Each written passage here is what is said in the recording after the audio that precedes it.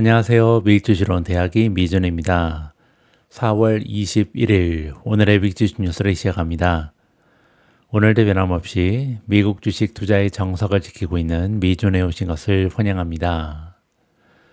미존 뱀 여러분들 오래간만에 인사드립니다. 일주일간 미존의 정규 방송을 보내드리지 못했는데요.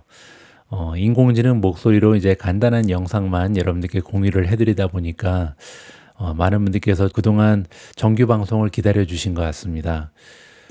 지난 일주일간 저는 제 가족하고 스페인의 바르셀로나로 여행을 다녀왔습니다.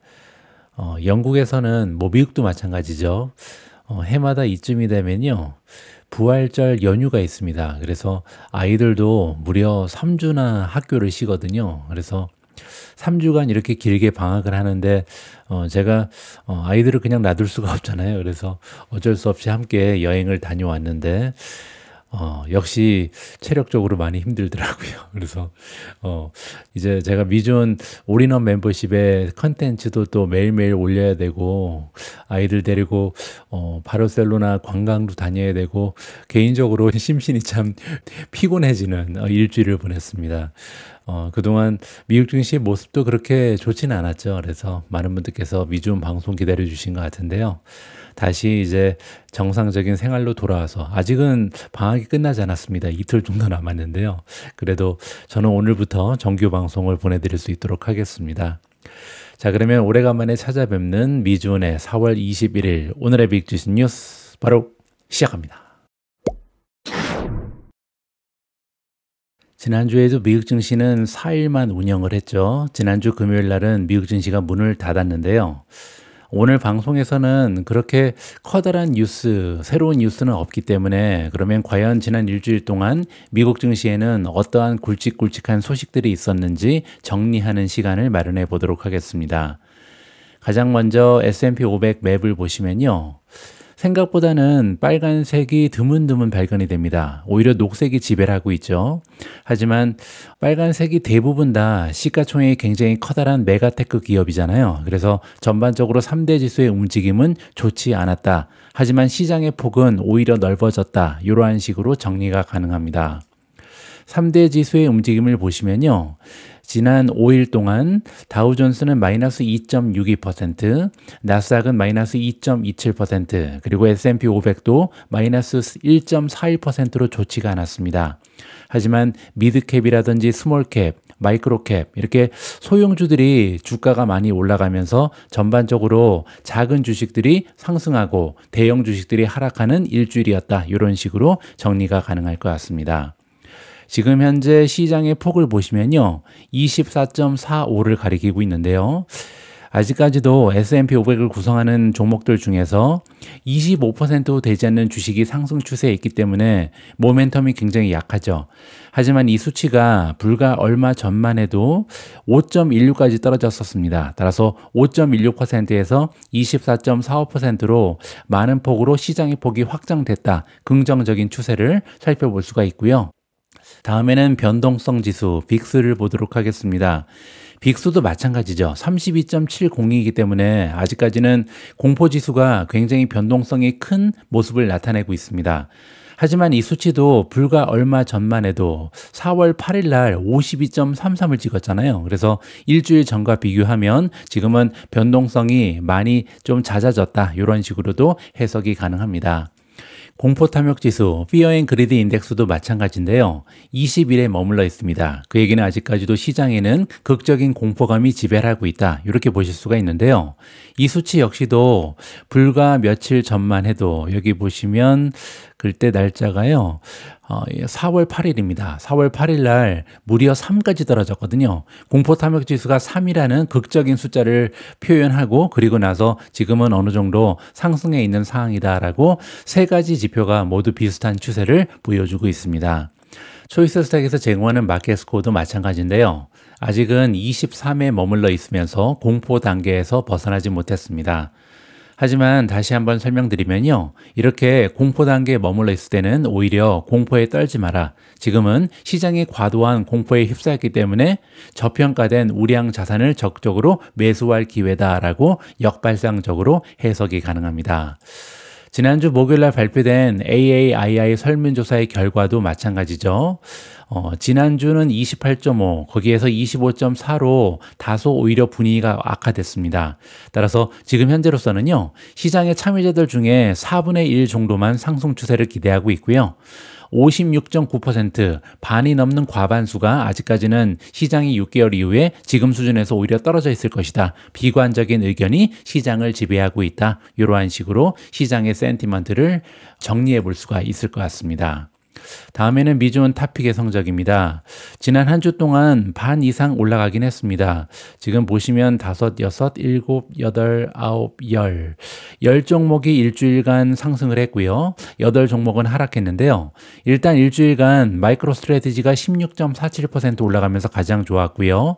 두 번째로 프로시얼즈 울트라 비트코인 ETF가 플러스 13.28%, 셀레스티카가 9.88% 상승했습니다. 그 밖에도 넥스트트래커가 플러스 6.75, 우버가 플러스 6.06, 팔란티어 플러스 5.86, 비스트라 플러스 5.64, 탈렌 에너지 플러스 3.60, 비트코인이 1.76% 상승하면서 87,610에 있고요. 마지막으로 TSMC 역시도 0.4% 상승하면서 플러스로 마감했습니다. 다음 종목은 다 떨어졌는데요. 브로드컴이 0.76% 소폭으로 일주일간 하락했고요. 알파벳이 마이너스 1.09, 크레도 테크놀로지 마이너스 4.21%, 테슬라 마이너스 4.37, 아마존 마이너스 4.75, 엔비디아 마이너스 5.65, 메타 마이너스 8.20, 마지막으로 이노데이터가 10.65% 하락하면서 가장 좋지 않았습니다. 여기에서 테슬라, 아마존, 엔비디아, 메타, 알파벳도 여기 보이죠. 따라서 지난 한 주 동안은 메가테크 기업 위주로 주가의 흐름이 좋지 않았다는 것을 다시 한번 확인해 볼 수 있었습니다. 앞에서 살펴보신 것처럼 지난주에는요, 메가테크 기업 위주로 하락세가 시장을 지배했다. 이렇게 보시면 되는데요. 자, 이렇게 테크주 위주로 좋지 않은 추세가 발견될 수 있었던 여러 가지 이유들이 있습니다. 지난주에는 월요일부터 목요일까지 하루에 하나씩 악재가 있었는데요. 이번에는 가장 중요한 뉴스가 어떤 내용이 있었는지 잠깐씩 살펴보도록 하겠습니다. 먼저 지난주 월요일에는요, 엔비디아가 좋지 않은 소식을 발표했는데요. 트럼프 행정부의 중국 칩 제재로 인해서 55억 달러의 손실을 할 수 있다. 이렇게 경고의 메시지를 날렸습니다. 주요한 내용만 잠깐 살펴보시면요. 트럼프 행정부는 엔비디아의 H20 칩의 중국 수출에 대해서 무기한 라이선스 요건을 부과했거든요.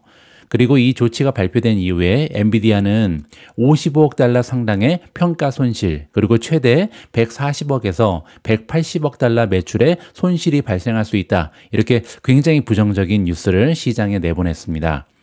이렇게 발표가 나온 이후에 엔비디아 주가는 바로 6% 하락하면서 반도체 업계 전반에 부정적인 영향을 미쳤고요. 따라서 전반적인 시장 분위기가 악화되는데 한 가지의 주요한 이유가 됐다. 이렇게 보시면 됩니다. 다음에는 화요일인데요. 화요일에도 중요한 뉴스 하나가 있었습니다.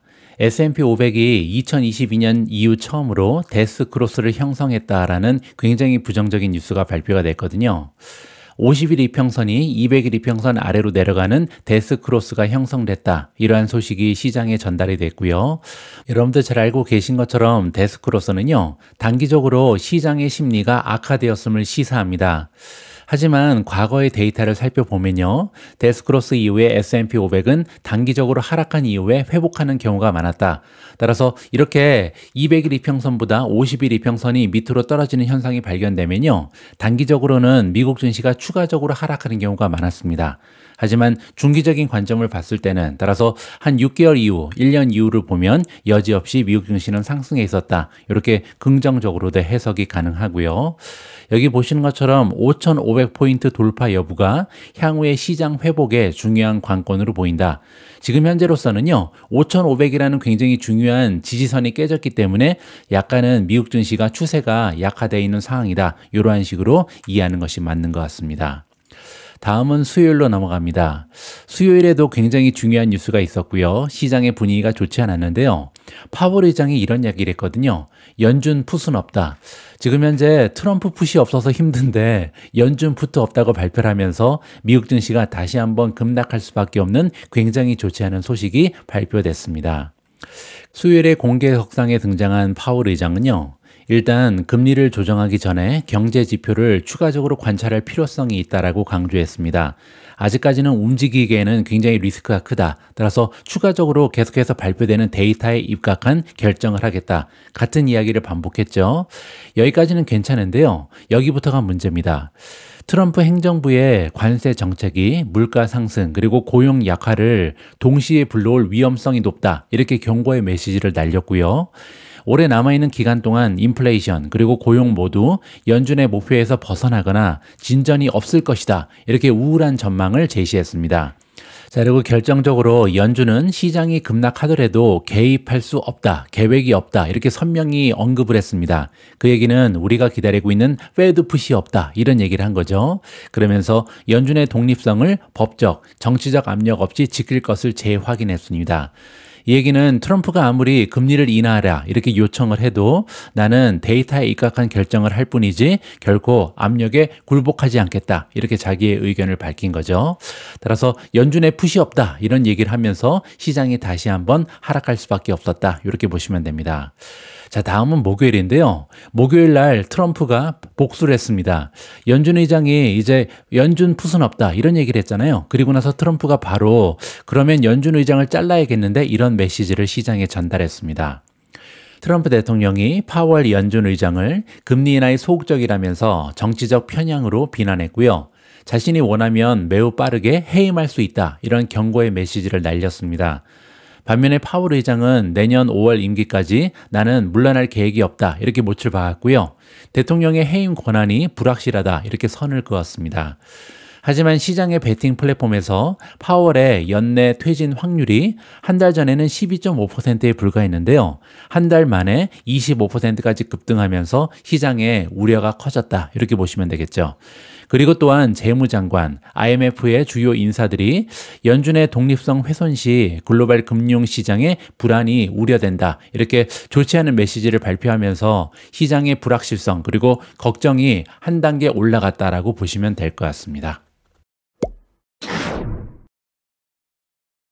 다음으로 준비한 컨텐츠는요. 오늘의 미국 주식 영상입니다. 오늘도 시장의 전문가 의견을 한번 들어보면 좋을 것 같은데요.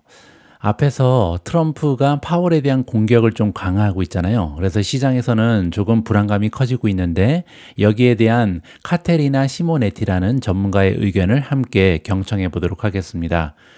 카테리나 시모네티는요, 모간 스탠리의 부사장입니다. 과연 이런 시장의 베테랑은 이러한 상황에 대해서 지금 현재 트럼프와 파월의 갈등이 커지는 상황에 대해서 어떠한 의견을 제시하는지 함께 시청해 보시면 좋을 것 같습니다. 다음 게스트는 대통령의 파월 의장에 대한 비판에 대해 우려하지 않는 입장입니다. 모건 스탠리 프라이빗 웰스 매니지먼트의 카테리나 시모네티입니다. 함께해 주셔서 감사합니다. 전혀 걱정되지 않으신다고요? 이번 발언은 대통령이 단지 금리가 더 낮아야 한다는 자신의 입장을 강조한 것이라고 보시는 건가요? 대통령이 파월 의장을 비판한 건 이번이 처음이 아닙니다. 2019년쯤에는 퍼팅도 못하는 골퍼라고 표현한 적도 있었죠. 행정부가 어떤 의견을 가질 수는 있지만 제이 파월 의장은 임기 1년을 남겨두고 있고 그 임기를 마칠 것입니다. 최소한 그래야 한다고 생각합니다. 연준은 독립적인 기관인 만큼 금리 인하 여부에 대한 결정도 철저히 데이터 기반으로 이루어질 것이라고 보는 것이 타당합니다. 그리고 관세는 분명히 강한 인플레이션 압력을 유발할 수 있는 요인입니다. 연준이 데이터를 충분히 분석하고 이번 정책의 효과가 어떻게 반영되는지를 지켜볼 시간이 필요합니다. 최근 지표가 좋게 나온 것은 긍정적이지만 관세 정책의 영향이 즉시 반영되지는 않을 것입니다. 일정한 시차를 두고 나타나기 때문입니다.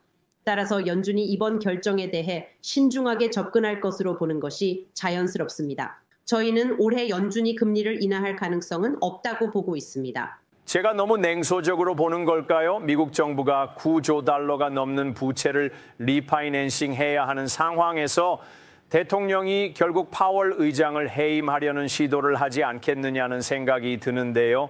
사실 파월 의장의 지지율이 높지 않은 반면 대통령의 지지율이 오히려 더 높다는 점을 감안하면 그냥 파월 의장을 내버려 두는 게 맞지 않나 싶습니다. 어떻게 보시나요? 결국 부채를 리파이낸싱 해야 하는 상황에서 지금 어떤 상황이 벌어지든 금리는 어쨌든 내려야 하는 것 아닌가요? 그게 이 메커니즘의 본질인 건가요? 알다시피 제이 파월 의장에게는 모든 옵션이 열려 있습니다. 시간이 지나고 데이터가 축적되면 연준도 분명 금리 조정 여부를 신중히 검토하게 될 것입니다. 연준은 들어오는 모든 정보를 최대한 수집하고 있을 것이며 이러한 요소들이 성장과 전체 경제에 어떤 영향을 미칠지를 면밀히 분석하고 있을 겁니다. 고려해야 할 하나의 옵션이지만 지금 판단하기엔 시기상조입니다. 조금 더 지켜볼 필요가 있습니다. 이번 정책이 인플레이션뿐 아니라 전반적인 경제와 기업 실적, 그리고 연말로 갈수록 시장의 전체적인 포지셔닝에 어떤 영향을 미칠지 지켜볼 시간이 필요합니다.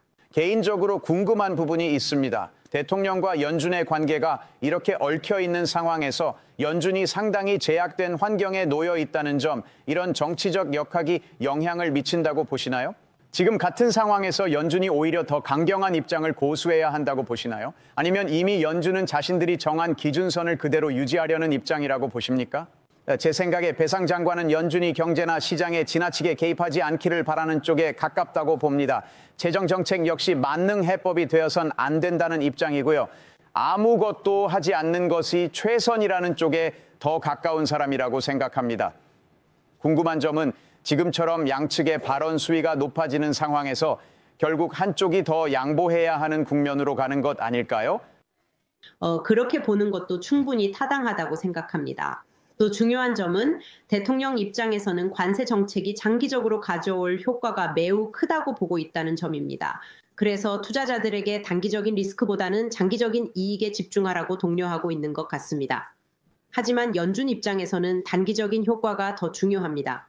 실제로 연준은 매달 발표되는 데이터를 기반으로 판단을 내리기 때문입니다. 지금 보고 있는 건 행정부의 장기적 관점과 연준의 단기적 관점이 충돌하는 모습입니다. 행정부는 국가 전체의 장기적 이익을 고려해 정책을 추진하고 있는 반면 연준과 파월 의장은 인플레이션, 경기 침체 가능성, 그리고 단기적인 경제 성장에 더 집중하고 있습니다. 장기적인 긍정적 효과가 나타나기 전까지는 연준은 눈앞의 데이터를 기준으로 판단할 수밖에 없는 상황입니다. 오늘 마지막으로 준비된 기사는 분량이 좀 있습니다. 제목은 스태그플레이션 확률이 올라가고 있다라는 굉장히 좋지 않은 전망인데요. 이번 기사는 분량이 좀 되는 만큼 제가 미준 목소리를 닮은 AI 도움을 좀 받도록 하겠습니다.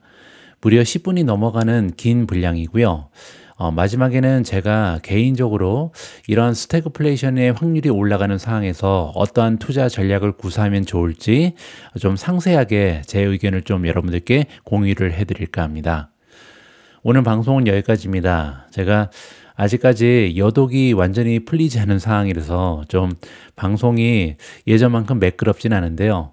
조금씩 회복해서 이제 내일 그리고 모레는 조금 더 편안한 방송, 여러분들께 도움되는 방송을 보내드릴 수 있도록 하겠습니다. 우리 모두가 미국 주식 투자를 은퇴하는 그날까지 다 함께 화이팅입니다. 행복한 하루 되세요. 감사합니다. 지친 소비자들은 이미 높은 물가로 고통받고 있는 가운데 이제는 경기 침체와 물가 상승이 동시에 일어나는 스태그플레이션 위험까지 마주하게 됐습니다. 스태그플레이션은 물가 상승률이 높아지면서 경제 성장률은 둔화되고 실업률은 오르는 현상을 말합니다. 컬럼비아 비즈니스 스쿨의 경제학 실무 교수 브렛 하우스는 트럼프 행정부의 관세 정책이 높은 인플레이션과 낮은 성장 위험을 모두 키웠다고 말했습니다. CNBC의 래피드 업데이트에 따르면 14명의 경제학자 전망을 평균한 결과 현재 스태그플레이션 위험은 지난 40년 중 어느 때보다 뚜렷하다고 합니다. EY 파르테논 수석 이코노미스트 그렉 타코는 지금이 40년 만에 가장 뚜렷한 위험 국면이라고 평가했습니다. 이미 소비자 신뢰지수에도 불확실성이 반영되고 있습니다. KPMG 수석 이코노미스트 다이앤 스원크는 고용 불안이 커지고 앞으로 물가에 대한 우려가 확산되는 스태그플레이션의 기미가 보인다고 말했습니다. 1970년대 미국은 베트남 전쟁 비용과 제조업 일자리 감소가 겹치면서 스태그플레이션을 겪었습니다. 당시 유가 급등으로 장시간 주유소 앞에서 줄을 서기도 했지만 일부 경제학자는 사실 통화정책 변동이 주요 원인이었다고도 지적합니다.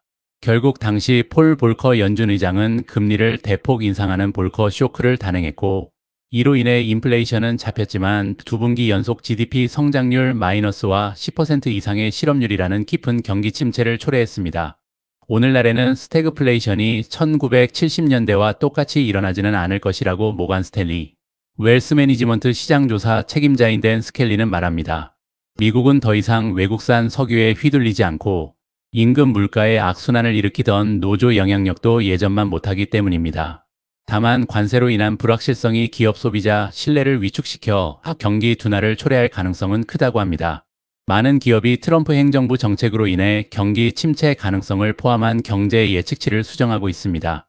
스태그플레이션은 반드시 공식적인 침체, 즉 두 분기 연속 GDP 마이너스를 동반하는 것은 아니며 성장률이 정체 또는 둔화되는 국면만으로도 정의된다고 하우스 교수는 설명합니다. KPMG는 올해 3분기 말 인플레이션이 정점에 이른 뒤 얕은 침체가 올 것으로 예상합니다. 스태그플레이션이 현실화된다면 높은 실업과 물가 상승이 동시에 발생해 가계와 기업에 큰 부담이 될 것입니다. 스태그플레이션 대비책, 미국 가계는 소득 성장 둔화, 고용 전망 악화, 높은 물가 부담을 동시에 감당해야 할 수 있습니다. 뱅크레이트의 경제 분석가 사라 포스터는 스태그플레이션 대비를 위해서는 경기 침체와 높은 물가 시기에 취하는 조치를 모두 고려해야 한다고 조언합니다. 관세 여파로 가격이 오를 가능성이 큰 물품을 미리 구매할 수도 있지만 예산 범위 내에서 예산 맞추기용 구매 여부를 충분히 따져봐야 합니다. 무턱대고 패닉 바잉을 하기보다는 고금리 카드빚 상환과 비상금 마련을 우선해야 합니다. 전문가들은 적어도 6개월치 생활비를 비상금으로 확보할 것을 권합니다. 다행히 현재 높은 금리 덕분에 온라인 고수익 예금 계좌에 묶어둔 현금도 인플레이션을 상회하는 이자를 받을 수 있습니다. 그동안 현금 비중이 높았던 투자자라면 최근 주식시장 조정을 고려해 주식 등 위험 자산 비중을 늘려볼 만하다고 모간 스탠리의 스켈리는 말합니다. 이미 수익을 크게 낸 투자자는 포트폴리오를 중립 수준으로 리밸런싱할 시점입니다. 전망은 바뀔 수 있다. 스태그플레이션 발생이 확정된 것은 아닙니다. 2022년 한 설문에서는 경제학자 80%가 장기적 리스크로 스태그플레이션을 꼽았지만 당시 견조한 성장 디스인플레이션 탄탄한 노동시장 덕분에 피할 수 있었습니다. 오늘날 부상하는 위험은 주로 백악관 정책에서 비롯된 것이어서 그렉 타코는 정책 불확실성을 줄이고 이민 규제를 완화해 노동 공급을 늘리며 주요 교역국에 대한 관세를 철회하면 스태그플레이션 위험을 낮출 수 있다고 말합니다. 하우스 교수도 2025년 초까지 잘 돌아가던 경제가 최근 정책 변화로 위협받고 있다며 정책을 되돌려 스태그플레이션을 막아야 한다고 강조했습니다. 미주은의 한마디, 현재 시장의 상황을 정리하자면 트럼프 관세 정책의 급진적인 전환이 나타나지 않는다면 향후 거시 환경은 성장 둔화, 높은 물가 높은 금리라는 어려운 조합을 보일 가능성이 있습니다. 긍정적인 전망에 따르면 완만한 경기 둔화와 점진적 인플레이션 둔화를 예상하는 전문가들도 있으나 최악의 시나리오로는 더 경미한 침체 리세션나 최악의 경우 스태그플레이션의 위험까지 존재합니다. 이런 환경에서 주식시장은 전반적으로 변동성이 크고 밸류에이션 조정 압력을 받기 쉽습니다. 특히 성장주들은 금리와 경기 변화에 민감하므로 그 어느 때보다 거시지표 동향하드 데이터를 예의주시할 필요가 있습니다. 반대로 만약 향후 몇 분기에 걸쳐 인플레이션이 잡히는 모습이 명확해지고 연준이 정책 기조를 전환한다면 양적 완화 엔드 금리이나 이는 주식 비중을 높인 투자자에게 큰 수혜가 될 것입니다. 결국 거시 지표의 방향성에 따라 기술 주성장주 투자 전략의 성과가 좌우될 전망입니다. 그래서 어떻게 해야 한다는 말인가? 대출을 받아 투자했거나 수개월 내에 필요한 돈으로 투자하고 있는 경우가 아니라면 과도한 공포에 휘둘려 섣불리 주식을 처분하기보다는 리스크를 관리하면서 공포를 이용하는 신중한 역발상 전략이 필요한 시기라고 생각합니다. 현재 상황에서 우리 성장주 투자자들이 취할 수 있는 구체적인 투자 전략은 다음과 같습니다. 물론 저의 개인적인 생각일 뿐 정답은 아닙니다. 1. 밸류에이션 점검 앤드 펀더멘탈의 포커스. 우선 보유 중인 기술성 장주의 밸류에이션을 다시 한번 점검할 필요가 있습니다. 현금 흐름 대비 지나치게 고평가된 종목이나 실적 대비 과도한 기대가 반영된 종목은 시장이 추가로 하락한다면 낙폭이 클 수 있기 때문입니다. 이러한 종목은 비중을 다소 축소하거나 펀더멘탈이 더 우수한 성장주로 교체하는 방안을 고려할 필요가 있습니다. 경제적 해자가 확실하고 가격 결정력이 있는 소프트웨어 기업이나 4차 산업혁명의 필수적인 기술 인프라를 제공하는 기업 클라우드, 반도체 등은 경기 둔화 상황에서도 비교적 견조한 이익을 낼 수 있습니다. 이렇게 펀더멘탈이 탄탄한 성장주를 중심으로 포트폴리오를 재편해 두면 설령 단기적으로 추가 하락이 와도 빠르게 회복할 가능성이 높습니다. 2. 주식 비중의 완만한 조정. 지금 시점에서 단기간에 주식 비중을 극단적으로 줄이는 것은 추천하지 않습니다.